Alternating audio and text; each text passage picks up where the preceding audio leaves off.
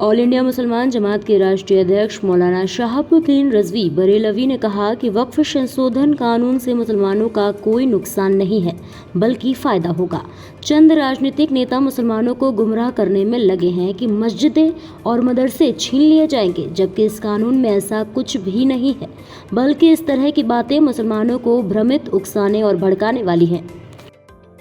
देखिए, वक्फ संशोधन बिल से मुसलमानों को कोई नुकसान नहीं है बल्कि फ़ायदा है।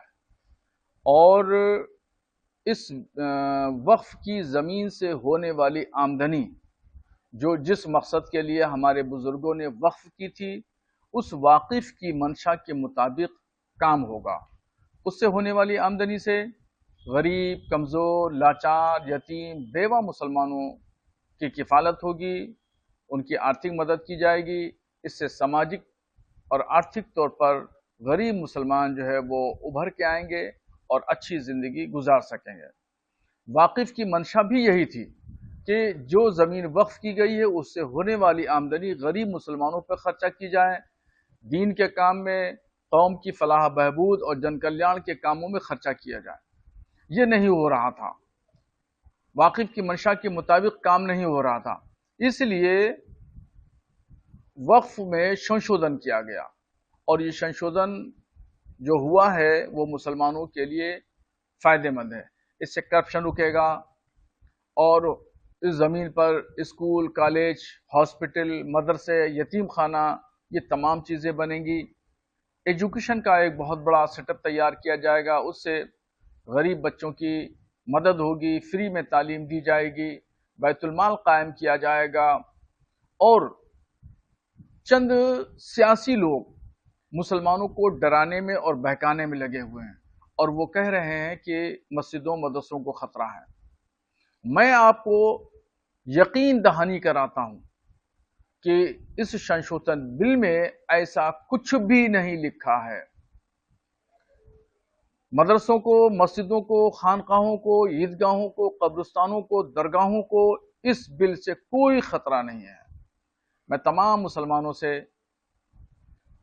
ANI के माध्यम से अपील करना चाहता हूं कि इस बिल से बिल्कुल घबराने की जरूरत नहीं है, परेशान होने की जरूरत नहीं है और पॉलिटिकल लोगों के बहकावे में ना आए और कोई भी उग्र प्रदर्शन करने की जरूरत नहीं है, इसलिए कि इसमें तमाम मुसलमानों की, गरीब मुसलमानों की भलाई के लिए काम किया गया है। और आपने देखा कि 2019 और 20 में जब CA का कानून आया तो यही चंद लोग कह रहे थे, मुसलमानों को डरा रहे थे कि तुम्हारी शहरियत, नागरिकता छीन ली जाएगी। अगर CA कानून लागू हो गया तो तुम हिंदुस्तान के शहरी नहीं रहोगे। क्या हुआ? 4 साल से ज्यादा का अरसा गुजर गया, वो कहने वाले नापैद हो गए और पूरे हिंदुस्तान में किसी भी एक मुसलमान की शहरियत नहीं छीनी गई, क्योंकि CA ये नागरिकता देने वाला है, नागरिकता छीनने वाला कानून नहीं था। जब बाद में तमाम हकीकतें सामने आ गई, ऐसे ही वही लोग अब फिर उभर के आए हैं और वो मुसलमानों को गुमराह कह रहे हैं, भड़का रहे हैं, उग्र प्रदर्शन पर आमादा कर रहे हैं। तो बराए मेहरबानी किसी भी प्रदर्शन की जरूरत नहीं है। इसलिए कुछ दिनों के बाद जब हकीकत सामने आएगी तो लोग सब समझ जाएंगे कि असल क्या है और नकल क्या है। CA कानून में जो उग्र प्रदर्शन का हाल देखा, पूरे भारत में धरने प्रदर्शन हुए, यहां तक कि शाहीन बाग में कई महीनों तक धरना लगा।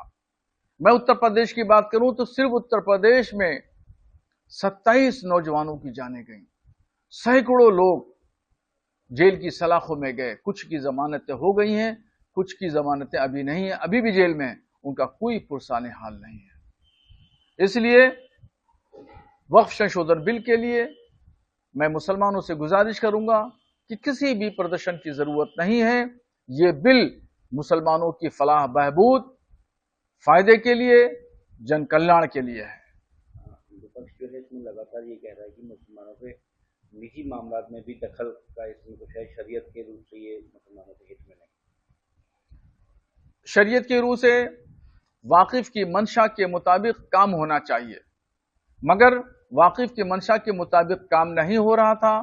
کروڑوں کی زمینوں کو ریوڑیوں کے بھاؤ وقف بورڈوں سے مل کر کے سانٹ گانٹ کر کے بیچ دیا جا رہا تھا اور وہ اپنی ذاتی پاکٹ میں رکھ لیا جاتا تھا، غریب مسلمانوں پہ خرچہ نہیں ہو رہا تھا۔ تو شریعت کے خلاف پہلے سے کام ہو رہے تھے، کرپشن عروج پہ تھا، تو اس لیے یہ بل آیا ہے۔